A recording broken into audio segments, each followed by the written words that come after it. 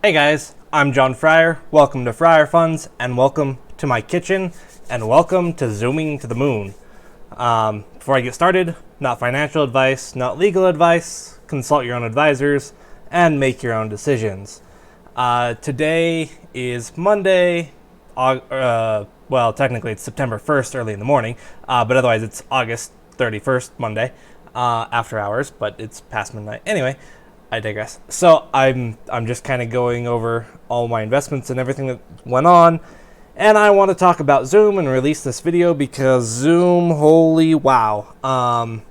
Yeah, they released earnings and the stock jumped after hours, and I was like, that doesn't exactly make sense, but all right, I'll look at it later. And here I am looking at it, and wow. All right, so we have to go over to Zoom's past to kind of see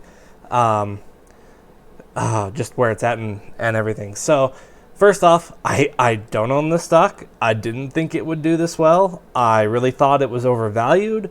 And even after they posted earnings and it jumped, I was like, wow, they really beat earnings well enough to jump even more. Okay, well, I'll take a look at it. I really think it's overvalued. And I also remember back here when it was sitting around 230 after this little bit of a sell-off in early August, I thought about jumping in, but I still kind of thought it was overvalued. And here's why. So this IPO'd last year, and they were hovering around just under $100. Then it kind of sold off after earnings in September and hovered, give or take, around 60, 70, in that range, right? So if we go to the 1 year, we can take a little closer look at this. Perfect timing. So last year, same quarter, they reported earnings per share of 8 cents. Better than estimated by a decent margin and stuff, but the stock actually sold off on that news. I don't know why. I haven't gone back and actually researched this company this heavily, and I may do that. But, okay, so next quarter, in December, they reported, and they had 9 cents. And expected was only about 3 cents. So still, a little bit of growth, a lot better than expected or estimated. But, okay, so 8 cents, 9 cents. If you go back further, it was only 3 cents in the quarter before. And it's hovering here, give or take $70. We'll give them the benefit of the doubt and just give them 70, maybe 75, right? And kind of stayed flat. And then February, the pandemic hit, and it started to go up because people were working from home. And this is one of the big stocks people started to talk about. So it ran up, reported earnings, and earnings per share were 15 cents. Okay, that's actually respectable. That's double from last year, right? The 8 cents. Actually, if you count from the quarter before, it's which was 3 cents, it's a 5x. But just from the last 2 quarters, it's only not even quite double. And considering their revenue is recurring because it's a subscription model, then that's a decent growth, but not as drastic. So it sold off a little, and then started to shoot back up as talks about it came and went back down, whatever. So it was volatile. And I did end up jumping in at one point. I think it was here. I bought at 140 and sold it like 160. So I made a little bit back here, but I really thought it was overvalued already because doubled, not necessarily the greatest, considering the stock has moved to a little over double. And I didn't really want to hold on to it because there was so much hype behind it that I really expected to sell off in last earnings. Well, last earnings came out and it was 20 cents per share. Really good and respectable. Blew it out of the water, a little more than double from last year. Okay, so the stock price last year was 75, double that to 150.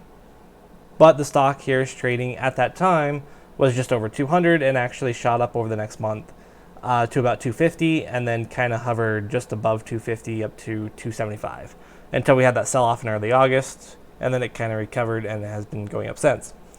Well, okay, so my thought process was earnings per share, 20 cents. This next quarter, maybe 30 cents? Okay, so consider that triple, maybe 4x from last year. So last year, 75. Double that, 150. Triple that, 225. It was already trading at 250. There's a lot of hype. It's ran up to 300. I really kind of didn't expect them to do very well, and I thought it was going to sell off. Well, they reported earnings, and it wasn't 20 cents a share like last quarter. It wasn't 30 cents a share.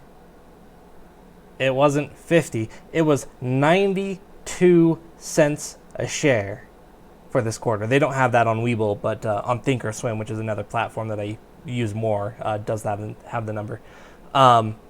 92 cents. That's 10x from last year. Last year was earnings per share of 9. Actually, it was 8 cents if you count the exact quarter. So over 10x from last year on earnings per share. Their revenue growth was substantial. So, wow. Okay, so here it is, sitting at 75. Maybe, right? Give it the benefit of the doubt. Even if you go as low as 60, a 10x on earnings per share, just on that valuation alone, this should be a $600 stock right now. And yes, it's $325 at end of day on August 31st. After hours, it shot up to 400, so it's made up some of that. I'm expecting a lot more for a few different reasons. But first, I want to go over their earnings, and I thought this would be a good lesson for those who haven't done this before. So if you want to look at their earnings, you can find it in the news and Webull or Thinkorswim and stuff, but I want to go through the actual website and take a look at it that way. So here I've got Zoom's website pulled up. Now, if you don't know where to go, generally speaking, down at the bottom of the website of whatever company it is you're looking for, they've got the footer with a bunch of links that 99% of people or more ignore. Well, in that set of links, under the About section or Company section, there's normally an Investors link. I don't know if you can see that in the YouTube video. You might have to zoom in, but it says Investors here. And when that opens, we'll take a look. Now, with investing or with reporting, they normally have a press release, a presentation, and a webinar. And if you don't catch the webinar, they do post it afterwards, so you can rewatch it, or you can grab the transcript of it once it's available. It's not yet. So I'm not even looking at the actual call itself. I'm just looking at the presentation and the press release. So, and the press release, press release, there we go, is decently long. You can read through it if you want. They also have prepared remarks for the webinar. I think, yeah, here we go. Prepared remarks, which is what they probably said, give or take, during the call for their presentation section. And then there's questions afterward, which we don't get yet until the transcript or the call is available. So I read through this. The biggest note from here was they talked about the customers more than I thought they were going to. But I want to look at the presentation because that's a lot easier to show here on YouTube. So let's take a look at their presentation. Let's make this a little easier to see here. Okay, so here we go. 355% year-over-year revenue growth. 355% revenue growth. The growth of customers with more than 10 employees was 458%. And then 35,000 in their virtual academy. I don't have a reference point on that, so I don't know what that means. I'm assuming that's good, just based on these other numbers. Like, holy crap. They went through their security. They had their 90-day plan to revamp security because of the snafus they were having, right? And with that, they got approved for FedRAMP and is generally more available, or is available in 40 countries. I looked this up a little bit because I hadn't heard of it before, and basically Zoom is like the government provider in 40 countries. New customers, ServiceNow actually, this is part of their press release that I read through, or their remarks. ServiceNow was already a customer, but they've expanded and grown. And they didn't talk about this, but I think this is an opportunity.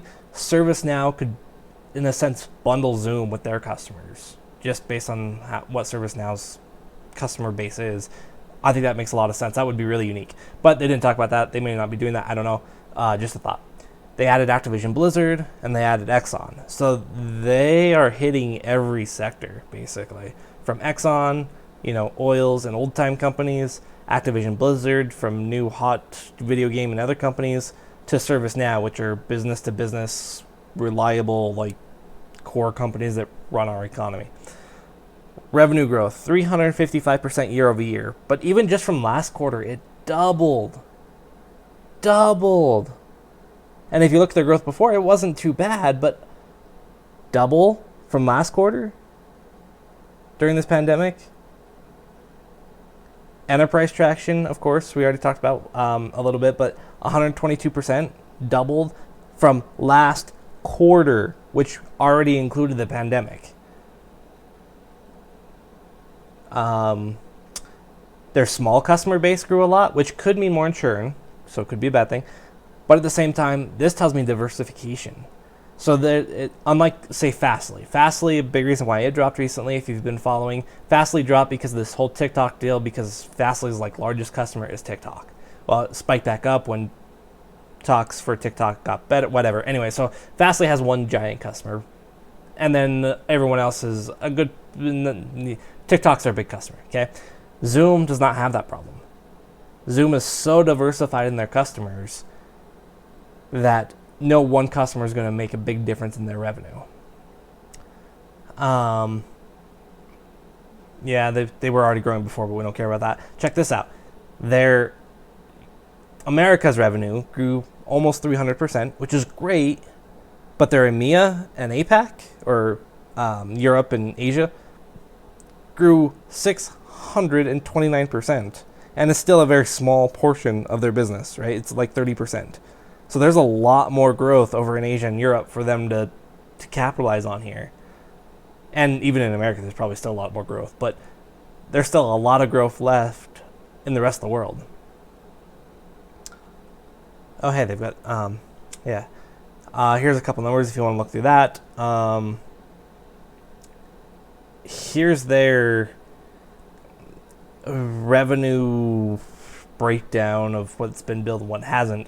And a 209% growth in a quarter, triple in a quarter. This is insane. Free cash flow. This is what really. This is what broke me. 1,200% operating cash flow. Basically 2,100% free cash flow from last year, to go up to $400 million in free cash flow in a year from 17. This is insane. They are making money hand over fist. They're investing it well in innovation. This is just crazy. This is a lot of cash flow. And this plays into a couple things going on with the economy that I'll get into. Actually, I'll just go ahead and talk about this now because it's kind of short. So the Fed talked about not raising rates when inflation starts to get higher, and not going for 2%, but to average 2%. So they'll let it run over 2%. With that, value investing tends to be a better investment, or at least that's what investors like, because money today is worth more than money tomorrow. So companies that are making money today, a lot of free cash flow, and is a better value buy, does tend to do better, which is something we haven't seen over the previous years, simply because of the way inflation's been working. Future money's okay. We want growth. Well, Zoom here is growing drastically. Surprisingly, I already thought they kind of relatively maxed out. Nope, not a chance. And their cash flow is insane here. Okay, so even with inflation, so this is good for value investors, growth investors, pandemic investors. This is beneficial from the pandemic. But then you have to think about afterward, right? And they start talking about their, they give some guidance numbers. Zoom's revenue model isn't like they're selling a device. Take a Netgear, right? I talked about Netgear in one of my Fire Feast videos, and I like Netgear because everyone's upgrading their home network. Same with computers. Everyone's buying computers. A lot of sales of home stuff's being bought. And then you take actual home upgrades. Home Depot's done really well. Lowe's has done really well. And it makes sense. But a lot of those purchases are one-time purchases, or once every 5 years. Zoom is a revenue model. They make money every month from the customer. Now, a lot of their enterprise customers actually pay annually, but it's a recurring revenue model, a subscription model. So even after the pandemic, I don't expect very much churn overall for Zoom, especially at the enterprise level. The government's on with them. They're not going away. All these large enterprises, yes, they may not use it as much, which I'll get back to, but they're still going to be subscribed. And as those companies grow with employees, they will continue to add subscriptions, and that's a fixed per user cost. Now with that, Zoom's costs are not necessarily fixed, and they talked about this a little in their press release. The more you use it, the less or the more it costs them. It's the cloud, and they're not charging you per gigabyte or per hour or anything like that. They're charging you per user. So the more you use it, the more it costs them on the back end. Now, granted, there's a lot of, many people use the same server. The same server is active all day for all the different meetings and stuff. So it's not a one-for-one. It's kind of hard to explain if you don't understand already why that is. But as these companies stop using it but are still subscribed, Zoom's costs will go down just as much, if not more, than their customer churn. So their free cash flow, unless they're investing this somewhere, is going to stay just as high, if not higher. That's insane. Look at Zoom is like the ultimate cloud play, growth play, value play. So where is this going? Well, a couple other things. So like I talked about already, looking at the chart, they were hovering around $75, maybe $100. Free cash flow is up 2,000%. Their revenue is up 355%, right? Yeah, revenue was up 355%. Their earnings per share was up 10x. That's insane. So I can see the stock easily getting to 5x what it was last year. Last year was 75. Multiply that by 5.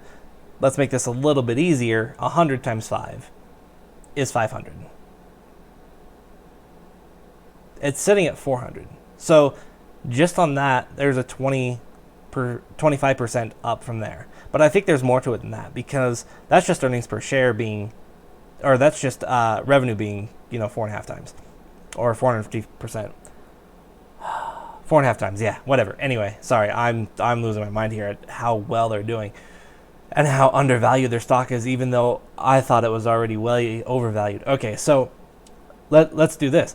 Their earnings per share last year, Q3, technically, or this time last year, their earnings per share is up 10x. So a 10x of their lower price of 75, maybe even 70, heck, take it to 65, doesn't matter.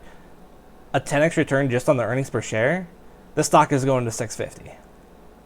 Of 1,000, the stock is going to 1,000. Or, of 100, it's going to 1,000. And that's just on the earnings per share growth, let alone the revenue growth, their free cash flow. I don't care how you value this company. It's undervalued right now, based on the stock price, based on what it was trading at last year. Now, granted, not every stock trades the same, but considering this has already been one of the biggest talked about stocks, and it seemed like everyone had kind of already jumped in, but I'm pretty sure a lot of the larger investors didn't necessarily, because of the valuation that was given after the last earnings. This just blows my mind. I think this could easily go up 50% just on this in the next short while. There might be a pullback, either after it drops or goes up, it might pull back a little, or just because it jumps so much after hours, it could drop down a little tomorrow. We'll see. There's more though. The S&P 500 rebalance is happening this month in September. Zoom is big enough, they're profitable enough, and now they're important enough. I think Zoom is going the S&P 500. And when they announce that, Zoom stock is going to start to climb drastically. And then when it actually happens, money will go into it from everyone owning the S&P 500. Unlike the Dow. The Dow already changed, 10% of it did. I still think a good portion of the S&P 500 could change, although I don't know if it'll be 10%. Although there were 60 companies at the time that I looked that technically didn't qualify for being in there anymore, just based on market cap. Anyway, so the S&P 500 news could drive this higher, along with this earnings and the undervaluation. But then we had Tesla and Apple both announce a stock split. If Zoom jumps $700 a share or $1,000 a share and triples from here in the next few months, and they announce a stock split, after seeing what Tesla and Apple did, think about that for a second. Tesla has doubled since they announced it, almost doubled. They went from 1,400 to the equivalent of 2,500 now after the first day of the stock split. So not quite double, but almost. Zoom could go up to the equivalent of 1,500 a share, maybe 5x from here, possibly 10x from here. Just because it should be 10x from last year, and I don't know if it'll grow that much, but all that hype that Tesla got and Apple got, the S&P should add, and this earnings, Zoom is currently a $117 billion company, if I remember correctly. I think it was 117, based on the after-hour stock price. This could be a $1 trillion company in the next 3 to 6 months.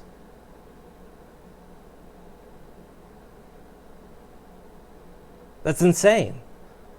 Zoom is doing really well and is going to be really big, but I was not expecting that big of earnings blowout. And unlike some companies where everyone's talking about, cooking at home, so people are buying home food. Well, that's great, but it's not sustainable post-COVID, right? Zoom is. Yes, they might lose some, but people are going to stop using Zoom. They're used to it now. And yes, meetings will continue to be online, although some may still go back to the office and stuff. They're not going to unsubscribe. Not very many, right? So Zoom is going up. I'm predicting possibly 10x from here. Most likely, at minimal, 50% in the next month. It might hover around there. We might have to wait a while for much more. It could double in the next 3 months, and it could triple in the next 3 months, and not bad an eye. That would not surprise me at all. A 10x would be overvalued at this point. But with all the hype and the way Tesla moved and the way Apple moved with the stock split, and I could see Zoom doing the same thing, I think Zoom is moving, going to the moon. This is crazy. I'm buying it tomorrow, and I might buy more if there's a good pullback. Yeah, but that's all I've got. Again, not financial advice, not legal advice. Consult your own advisors, make your own decisions. Zoom is crazy. It's zooming to the moon. I really wish I would have gotten in or at least held on this. My mistake. I missed it. But there's so much still upside to this that, yep, I'm buying in. But with that said, again, not financial advice, not legal advice. Make your own decisions, consult your own advisors, all that jazz.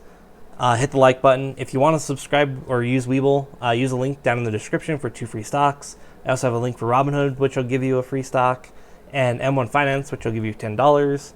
And check out the Friar Feast if you want to follow along. And we'll probably be adding Zoom to it. Unfortunately, I have the rule that I can only do it on Mondays. I kind of want to break my rule, but I'm not going to because it doesn't matter. I'm buying another account. So anyway, thanks for watching. We'll talk to you guys next time.